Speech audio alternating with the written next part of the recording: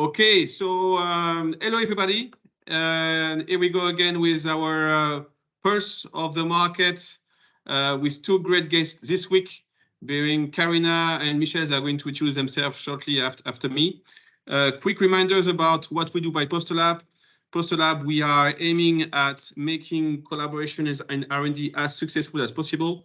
It's a big topic of the day. I mean, circular economy, you obviously need to work with much more stakeholders to bring innovation to market faster. And this is what we are aiming at with our platform that is helping to structure and scale R&D partnership, so you are successful in the end. So let's go straight into the topic of today. Topic of today is super important, related to this, obviously. Entrepreneurship, corporate innovation. And let me quickly give the words to Carina and Michelle, and then we go straight into the question. Maybe Carina, if you want to introduce yourself.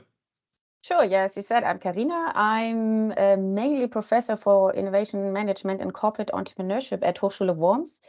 Yeah, since I try to also embed it in practice, not only being theoretical, I'm still innovation manager at Lufthansa, applying those things. All right, thank you much, Carina. Michelle? Yes, hello, my name is Michael. I'm professor for entrepreneurship, also at Worms University. Carina and myself, we run the master degree program there in entrepreneurship together, and I'm in charge of giving the startups on campus useful help in order to bring up their ideas into businesses, into business models, and then start also their career as a self-employed. That is my background, and I'm very happy to be here, Sebastian. Okay, thank you very much. So let's go straight into the first question. So obviously it's about innovation. From your point of view, I mean, what is cooking? What are the trends going on in innovation management, corporate innovation, and I mean entrepreneurship? What is cooking? Maybe Michelle, if you want to start. I would certainly like to. Yeah, looking into that field from an entrepreneurship professor point of view, of course, I very much support an entrepreneurial thinking with our young students, and I try to bring them into a mindset where they can probably change mindsets in companies. Because if you talk, for example, about radical innovation or innovation in companies today, then there's also a need for a change of mindset in the companies, because this means breaking with structured patterns, organizational structures and processes. You need things that Carina can probably explain much better than I do, but to be empowered for changing things, to be ready for experimental activities, but that requires also a certain flexibility in the organization in order to learn from these processes, and to then increase the innovativeness. So that requires quite big shift in the mindset that we do not necessarily see today in all kind of companies.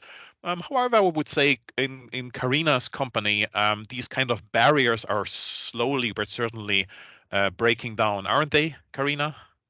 Absolutely, and I guess I can definitely emphasize the topic on the mindset thing, because I definitely see a lot of shifts in the trainings that are offered, and a general shift from, let's say, focus on tools and processes, like how is innovation happening, and we can learn from those innovation funnels, etc. But that's not so much a topic anymore. We definitely see more decentral innovation management topics, but it's not one unit being in charge of, but that's definitely companies trying to engage actually everyone with innovation topics.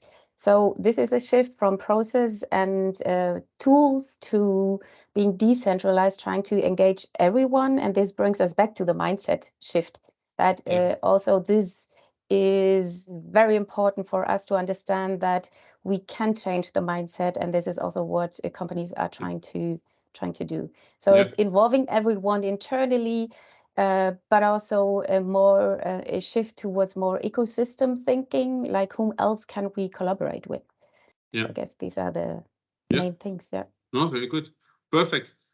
I mean, let's say on my side, but when we do the demos and we talk to people around, like you mentioned, there's a mindset also. This needs to look, let's say, outside the box to external stakeholders and also to employees, like you mentioned, because a lot of companies have figured out that now innovation is much more complex than it used to be in the past. And you need, let's say, to leverage several skills or capabilities from your internal employees or from your external partners to actually deliver innovation to the market. Otherwise, you are more or less stuck if you keep on doing everything yourself. Thank you very much for this first aspect. Second question, how can you help on the academic side in such a transforming environment? So maybe we'll start with you, Carina. I guess yes, we can help, and that's the good news in here. There is definitely a lot of things to learn from. On the one hand, by practicing it on your own. I mean, if you're an innovation manager, and then you also talk to other companies, and you can learn from other companies and how they are applying those things. But you can also learn from theory. There's tons of material on how innovation can be managed, tons of best practices, and tons of tools and methods. And I guess this is where universities can jump in to make everyone familiar with the common ground that definitely most of the processes and tools and mindsets do have in common. And we can raise the awareness and embed it into our curriculum. And this is where we can help, I guess, on the one hand, on the theoretical part, to share this common ground, to share the tools, to share the theory in the back end, basically, but then also to link the theory with the practice by co-working with the companies in the area, or by bringing students into the companies and having joint projects. So there's, I guess the good news in here is that it can be learned, and this is where the universities can jump in. Okay. Thank you very much, Carina. Michel, your point of view. And I guess it's also a big issue of transfer of knowledge from inside the university outside to the companies, and the other way around. So what Carina has mentioned in the form of project is, for example, an important aspect here.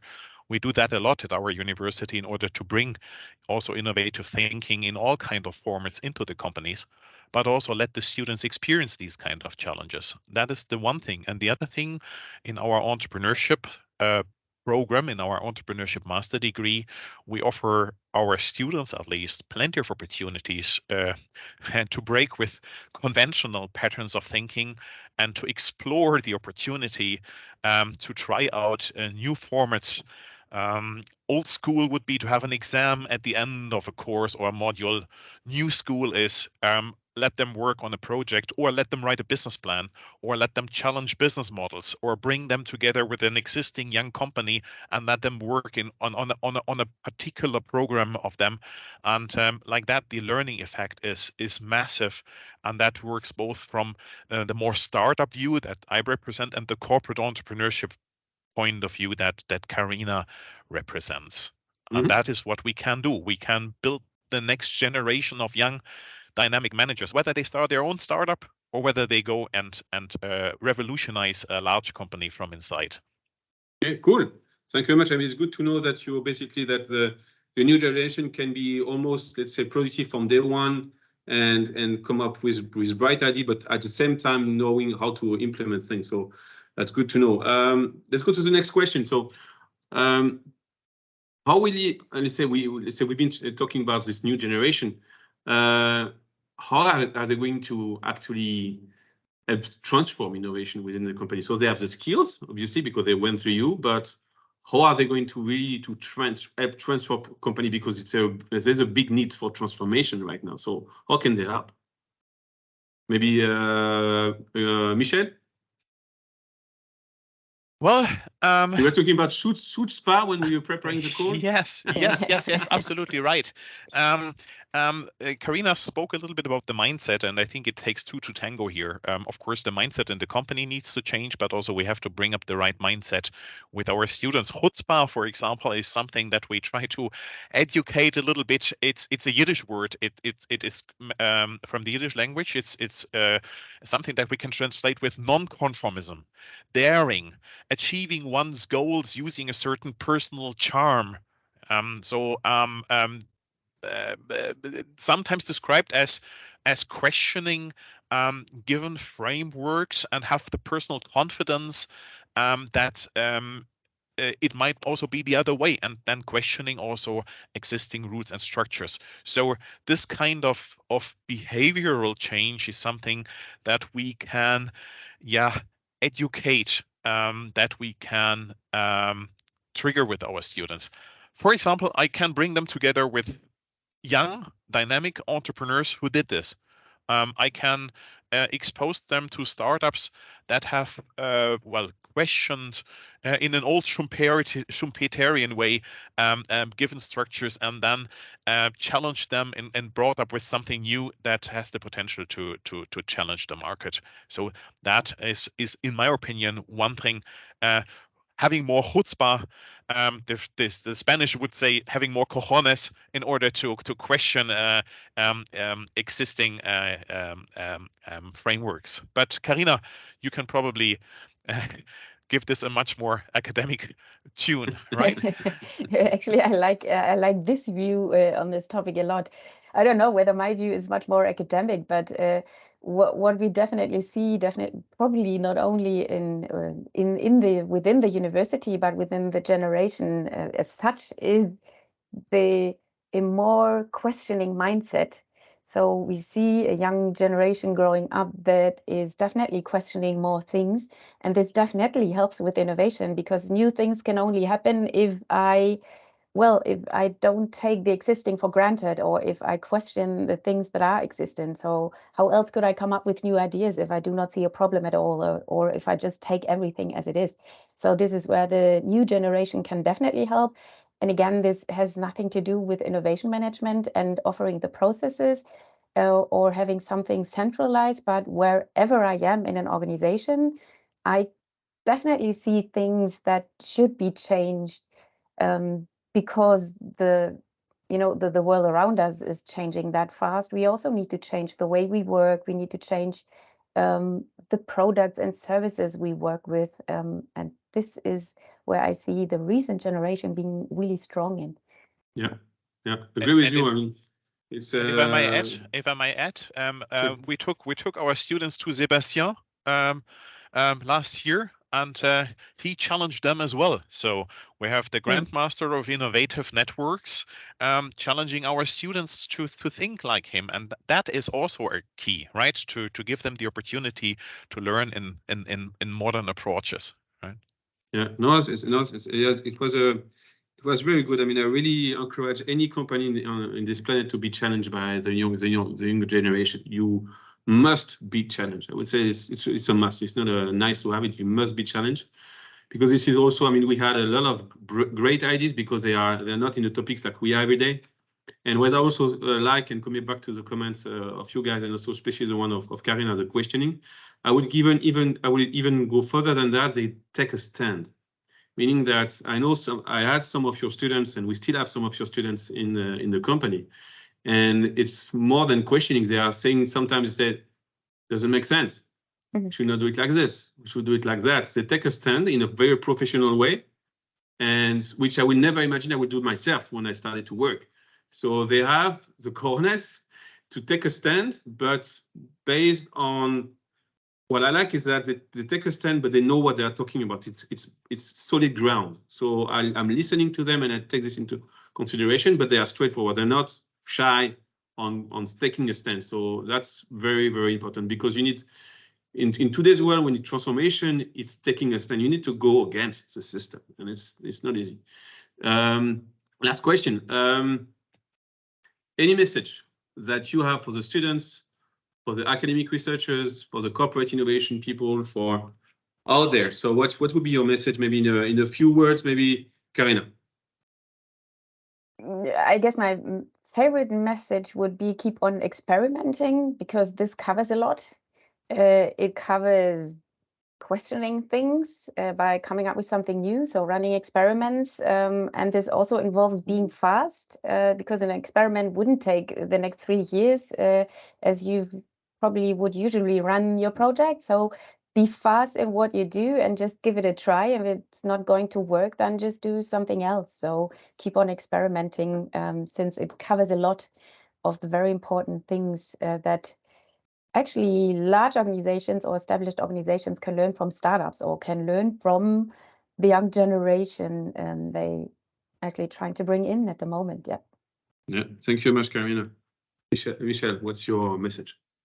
There's not a lot so much to add. The young generation needs to contribute to bring down the barriers that we still see in many companies towards more innovativeness, and they should form part of a new organizational culture, of a new culture of thinking, a new innovation culture within the organizations. And I guess that we can make a good contribution towards that from the university side, in particular, in a form of cooperation with the outside world, and that is a recipe. So, dear students, listen carefully. We have a fantastic program for you, and with us, you have the opportunity at Worms University in our master degree in entrepreneurship to learn a little bit of this mindset. That was the advertising block. Thank you, Sebastian, for letting me speak. Cool. No, I love it. Experimenting, challenging the status quo. That's stuff I usually believe I will not be doing what I'm doing now if I would not have this experimenting and changing the status quo mindset. Remind me of something I've seen in a different. There's a startup here that is into Gen Z recruiting, supporting large company in Gen Z recruiting. And one of the things they do, they actually, for the HR campaign, they don't ask the HR people. They ask the young people that have been hired recently to say, okay, guys, how do you think we can hire your peers? They don't go to the HR guys. Say, okay, we are going to talk to you because we want you to help us to hire your peers. And for me, that's the right thinking. Yeah. So, thank you very much. Super thankful for you, for your great insight, Carina, Michel, or through the Worms. If you need anything from these two persons that knows what they're talking about, and this is why inviting them today, reach out to them.